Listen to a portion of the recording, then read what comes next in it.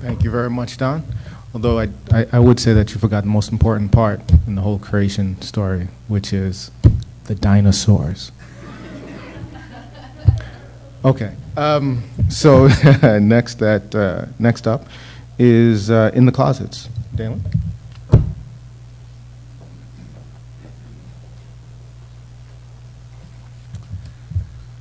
Mormons are a self-described peculiar people. And indeed, that's how they are perceived by most of the world. When people find out that I was a Mormon, they are always very intrigued. They most often bring up the polygamy and the magic underwear, but are also very quick to add that what nice people Mormons are. They usually don't know very many, though, and there's a reason for that. When you're a Mormon, the church is your life. They give you a church calling, which is a job you do every week to help the church run.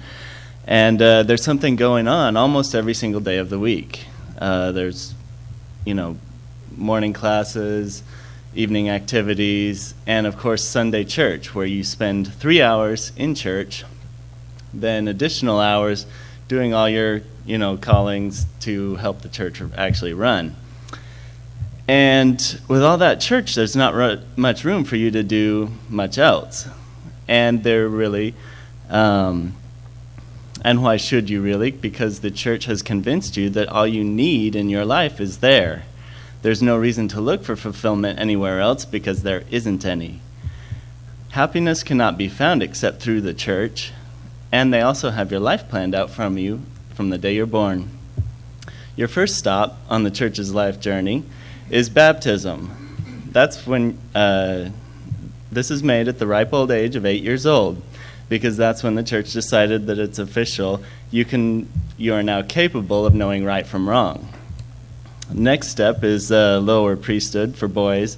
When you turn 12, you go through those the offices of the lower priesthood, and then at 19, you're ready for the big time. You get the first office in the high priesthood, which is an elder, and that's when you go on your mission.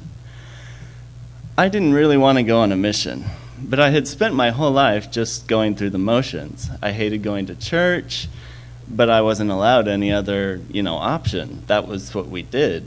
We just went to church. The only time I got to miss was when I was sick. I loved sick days.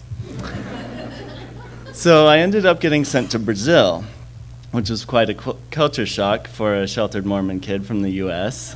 It certainly exposed me to an entirely different world, even if I actually didn't like the missionary part of it. After you come back from your mission, the next step is to get married and make babies. I had faked my way through the rest of it, so far so good. But now we had come to a moment of truth. You see, ever since I was about 4 years old, I had known that I was a lot more interested in boys than girls. Not that girls didn't make good friends, but what I really lusted after was hairy, fit men. I knew this was wrong. The church was very clear on that fact. They said it was pretty much second only to murder in seriousness of sin. And ever since I was an early teenager, knowing how evil I was, I had been suicidal. I hated myself intensely for who I was. I wished it would go away, that I would change and be normal. I spent hours and hours praying, saying, fix this, make it change, make it go away. I spent my entire adolescence in this very unforgiving personal hell. And there was nobody I could talk to about it either, because, the church, I knew very clearly what they had taught, what they believed. So after my mission, I decided to go to Brigham Young University, which is where all good Mormons go to find another good Mormon to marry and make babies with. My parents had met there. 3 of my 4 siblings met their spouses there. And I secretly hoped that I would find another guy like me and we'd run off together. Although that didn't happen, the internet had come into full swing by that time, and I found online news groups for gay Mormons.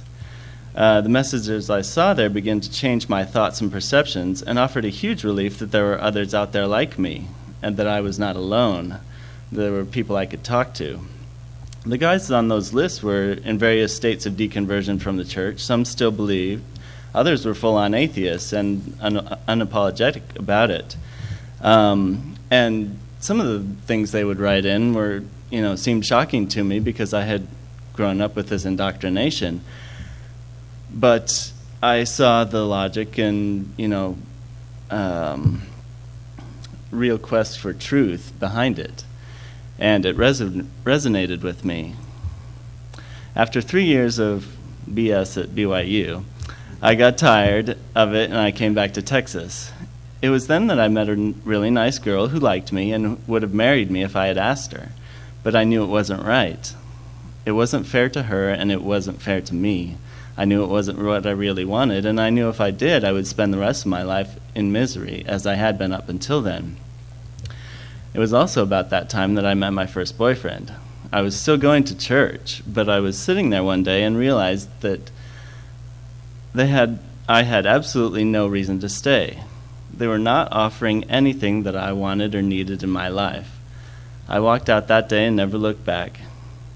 Now, I invited my boyfriend with me to do things with the family, and I just said he was a friend. They kind of figured out pretty quick that there was probably more going on than friends, which eventually led to me coming out of the closet to my parents. It was a tearful affair with lots of confusion and people struggling to understand, and a vote of, well, maybe you just weren't trying hard enough not to be gay from my parents. I assured them that I had tried as hard as anyone possibly could. But the cold, hard reality was that there was no escaping it. That's just the way it was. And